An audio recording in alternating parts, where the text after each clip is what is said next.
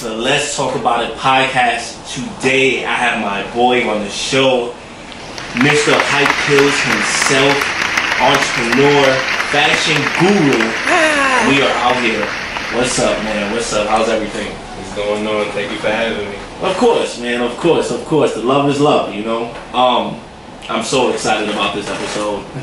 First of all, we have one of your pieces on. That's one of your pieces. We got haters in the bleachers, and that's true, as most of us do. That's a fact. You know, that's the reality of it. For the audience out there, who are you? What do you do? And how did you get started into like the whole fashion idea, fashion world, fashion lifestyle? Kind of just fell into my lap. I mean, I always been into like sneakers, just fashion, period, streetwear. Okay. But I went to college to become an accountant. It did not pan out. Oh, okay. Okay. Yeah, so I had like. So what was this, like the plan B? It wasn't even a plan at all. Oh wow. Okay. It was just, you know, go to. I went to York College. Yeah. Become an accountant, make good money. And that was it. But I don't know. It was just something that spoke to me one day, and just fashion. You know, streetwear at the time was like really booming. I was into like the whole Supreme era, like in the early 2000s, the hundreds. So for me, it was just inspirational to do my own thing, and the name came from my Xbox username, my gamer tag. Oh, so your Xbox username was already HYPEKILLS? HYPEKILLS. So what does that mean? What does that name represent to you? Because I know what it means to me as somebody that consumes it, but yeah, for somebody that is producing that product, what does that mean to you? For me, it was more like inspirational, like just believing in your own hype, more or less than like going into the hype itself. It's like all my pieces that I created is more or less for the consumer to feel, you know, positive wearing the gear. Okay. It was just like the whole sneaker culture was just dying down. Everything was just overhyped. People were just buying kicks, not for the love, but just to be cool. Okay. Yeah, I felt like you should never buy something to be cool. It should just be like, nah, I really like that piece. I enjoy it. I'm gonna buy it. And that was something that why HYPEKILLS was more or less created. You know, not for the hype, but more for the culture. That's so interesting because we tend to buy into the hype with a lot of things in our lives. Like we'll be on social media and we will want something, but not necessarily meaning like, what does that mean to me? Yeah. We're just buying the hype of the idea of having it. So the name HYPEKILLS is really powerful. Yeah, it's a powerful name. But like I like our fans to really take the meaning and interpret it for their own self. Like whatever it means to them, not just what I think it is. Yeah. And I found that people interpret it a lot differently. Yeah. One time I was one of the box logo tees that you had in the beginning. I was walking down the street and some lady just walked past me. And she's like, "That is a nice shirt. Like that means a lot. Oh my goodness!" And I was like, "Thanks. You know, I appreciate that. This is my friend's brand." And it was just really powerful to have somebody look at what you're wearing and say something like that. Yeah. You know. Now till this day when I see people like in the streets wearing it and I do not know who they are. Yeah. It's like crazy just to see like a random person walking down, like just sporting it. So like, tell me about the journey. Like, how many years has it been since you started it, and like where you at now? It's been 4 years since I first started HYPEKILLS. Okay. It's been a crazy journey. Like, you know, opening up my first business, learning how to open up a business. Period. Trademarking it. You know, just doing all the legal stuff leading up to actually creating pieces.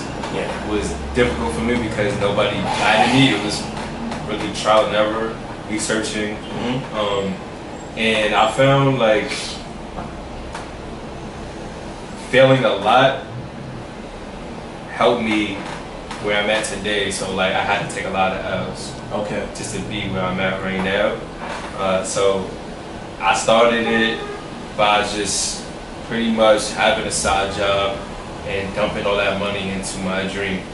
Until my dream supported my lifestyle. There's so many things I want to ask. As far as like taking those L's, I think, you know, nowadays a lot of people, they'll start something and they'll take an L and they'll automatically quit. Today I ran in the rain for some reason, and because I was coming from the gym and I seen that it was raining. And at first I looked out and I was just like, a movie moment? It was a movie moment. You could call that. You could call it. You see a black man in the middle of the road. I was on 42nd Street and I came outside and I looked at the rain and I was like, the rain. I could do one of two things. I could complain about it and, you know, try to get on the train and whatnot and just be sad, or I could run in the rain. You know what I mean? And I think when it comes to taking L's, when it rains on your success or on your journey, a lot of people quit. My question is, how did you overcome that rain? How did you break through? So, you know what, even though I'm taking this L, I'm still gonna figure it out. Did you just have that ultimate belief in your brain, or just like was somebody like a mentor in your ear telling you like don't give up? Like, how did you overcome that? Because I feel like a lot of people, when it rains, they quit. They say, you know, I don't want to go out today. I don't got an umbrella. I don't have an umbrella, so I want to stay indoors. I want to give up today. So it's just like, how did you overcome that? I always had belief in myself, but for the most part, I had a strong family that believed in me. Most importantly, if they didn't understand what I was doing or like why I chose fashion, they just believed in my dream, and I had a strong support system. So every L I took, you know, I just talked to my parents about it, talked to my mentors about it, talked to my family about it. And I just get insight from it, and I'll take that insight. And the beautiful thing about it is you're getting opinions, you're getting insight from different people. So you just interpret those things differently. You just take what you feel is right, and you also gotta, you know, have your own gut feeling of what's right, what's wrong. So I just took those L's, and I'm like, all right. So then now I know, don't do that again. Don't do what I did again. Don't, you know, how do I bounce back from that, you know, so there's more or less strong support system that got me through all my L's until this day. Did you have any like mentors? Do you have any mentors now that you're in? Because I feel like when you're working on your goals and your dreams and things that you want to do, it's very important to have, you know, mentors around you or people around you that inspire you to do better. Do you have that? Of course, I have a lot of mentors, but one particular mentor for me, he's a family friend. Okay. Mike, he's probably the first entrepreneur besides my dad that I saw growing up. And for me, he's like, you know, we have a strong basketball family, so we just play ball. Okay. You know, my cousins, my brother, my pops.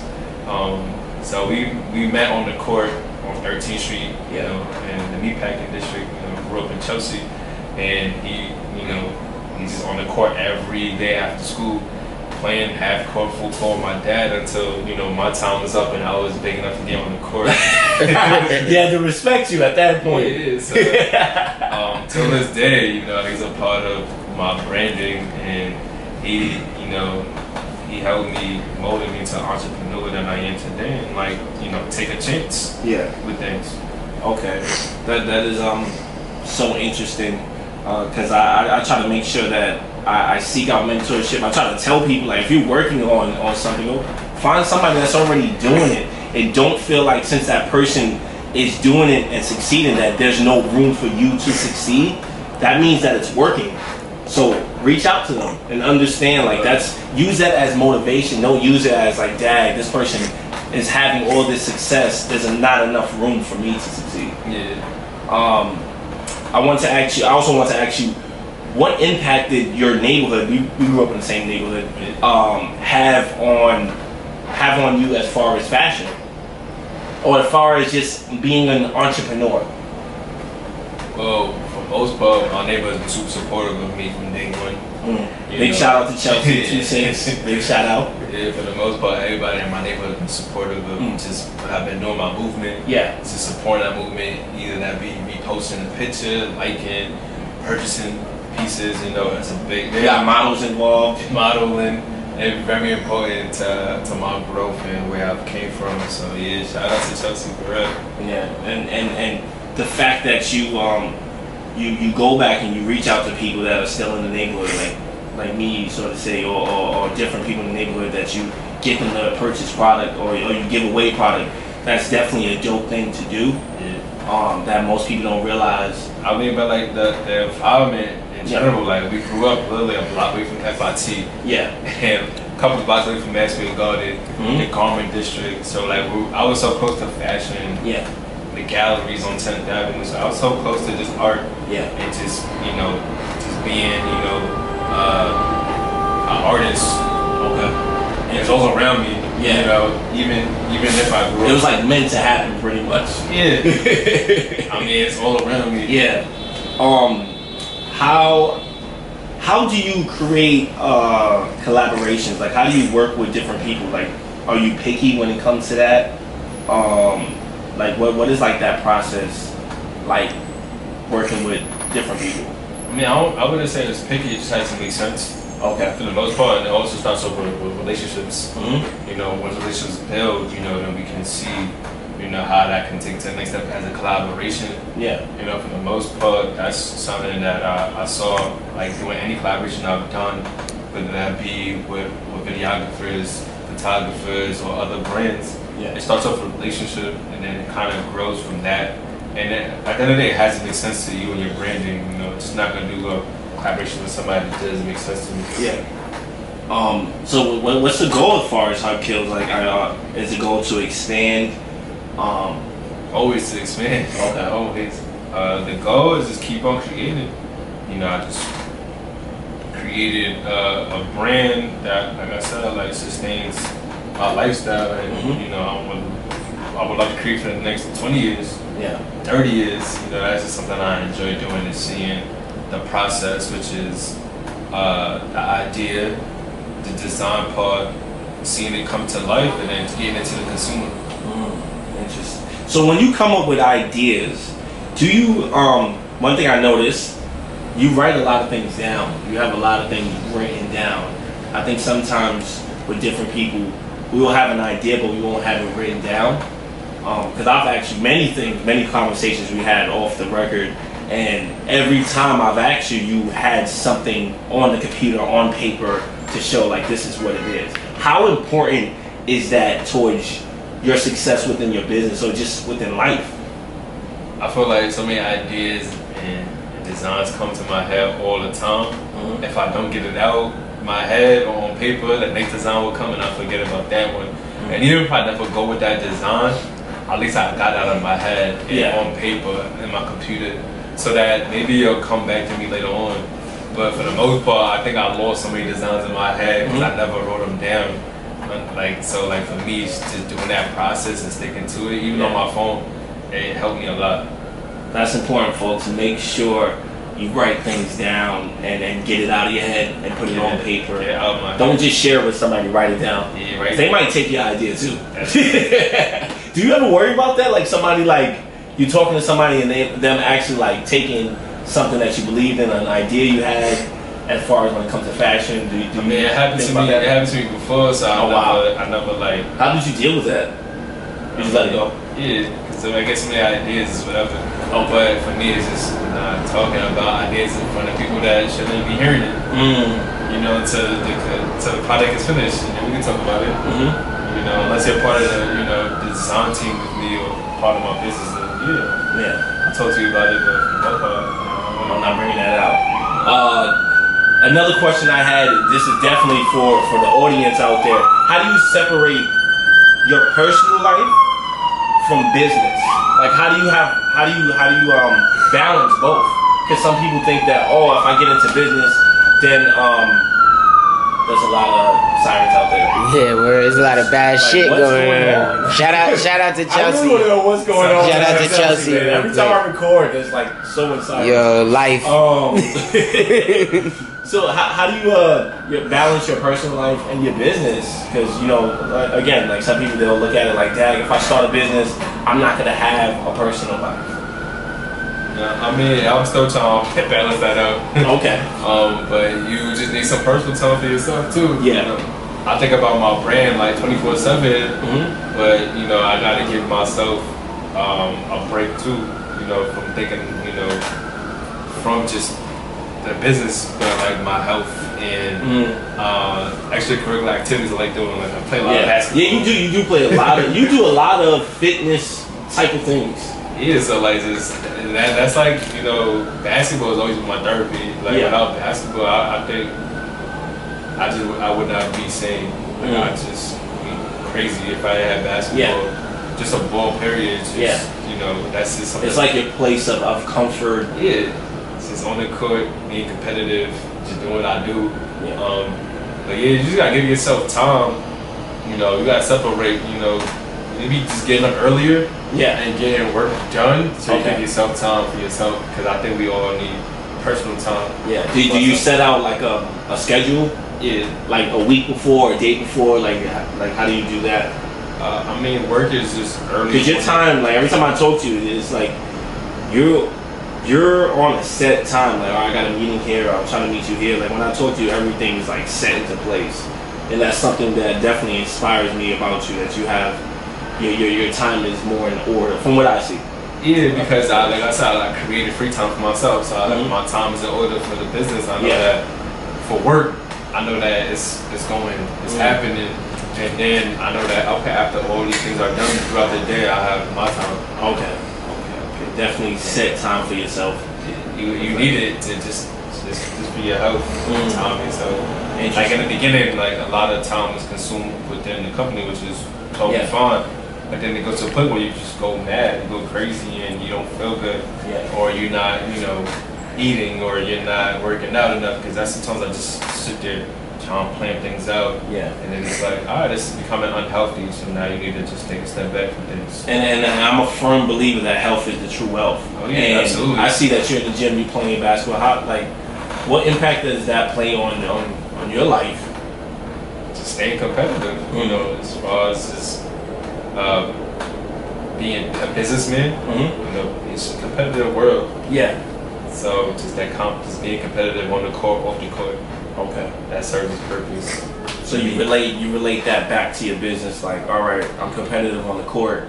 When I get to come out with the best product, the best prices. Okay, that makes a whole lot of sense. Definitely. Dope. I have these last questions, the last five. You can answer it with one word or a full sentence. It's up to you. How do you feel at the end of the day? And then my man Sal over here is definitely gonna ask he forgot. He remembered today. I remembered today. He's gonna ask you the last and final question, the cameraman question. Cameraman question. It's always a deep question. All right, let me give you the last five. What is your biggest fear when it comes to fashion? I don't have no fear of fashion. My biggest fear is just stop trying, just giving up. I mean, like, that's something that I like, you know, fearing, like, I feel like you should always give 100%, but I think my fear would just be like me giving up. Okay. I don't think that I will ever do that, but like, to seeing anybody else give up on any day dreams, I think that's shitty. That's never scary. give up. It's never. Scary. Yeah. To be in that place of just like complacent, like you like, all right. I don't know if I answered that the right way. But no, that was the best way. You know what I mean? That's what you had. We'll take it. We'll take it here on Let's Talk About It. Let me get to the next one. What would you do to make the world a better place? Yeah, there's so much going on. There's so many bad things going on in the world. Kill hype. It could be anything. I wish I could make eco-friendly products. It's expensive though, but I mean, I'll get to that point where I can make eco-friendly products. Nice, I like that. That's a. I wasn't expecting that answer, but it makes sense. It makes sense because it's fashion. What is the greatest piece of advice you was ever given? Damn, got some gems. We need them on the Let's Talk About It. I guess I'll go back to like not trying. Somebody told me like you don't know if you ever fail if you didn't try. So that's something that, you know, for me. Powerful. Make sure you guys, you know, that's definitely like a caption right there. Somebody can use that for a caption. I'm using it today. You can use it. You can use it, guys. It's okay. Who in fashion inspires you? Fashion inspired. Like, I'm not inspired by a person. I'm inspired by like just culture. Okay. So I can answer it by saying like late 80s, 90s fashion. Okay. I can't say. Can I get that vibe from you? Yeah, I can't say like a person. Yeah. Inspired me. It was more like just fashion in general. Yeah, culture inspired me. Okay, interesting. And the last question that I have, I actually asked it before, but I guess I'll kind of ask it again. Yeah, 5. What it has to be 5 right there. It wouldn't be right. It wouldn't be right. I actually changed it just now. I'm good at this.